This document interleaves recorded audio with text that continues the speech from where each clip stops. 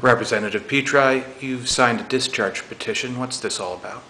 Recently in Congress there's been a growing trend toward bills being reported out of committee and almost immediately brought up for up or down votes on the House floor before members who aren't on the committees particularly or the general public, other interested people have had a chance to actually read the legislation. Many of these bills are long and complicated and take time to digest. We all know the devils can sometimes be in the details.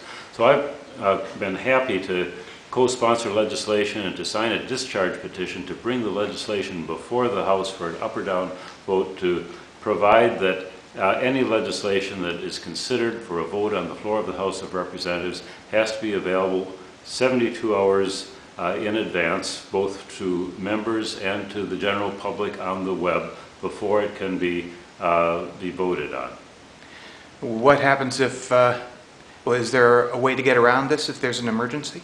There are provisions in the case of declaration of war and a number of other emergency situations for the current rules which allow immediate consideration to continue. And there is also a provision that a 2/3 vote of the House could set aside this rule. But that strengthens things considerably because currently there are rules that provide for the layover of bills, but they are almost routinely these days waived as a part of a motion to bring a bill up by a majority vote. So this requires basically a 2/3 vote rather than a majority vote to consider something within less than 72 hours. So I think it strengthens it considerably and is really what the spirit of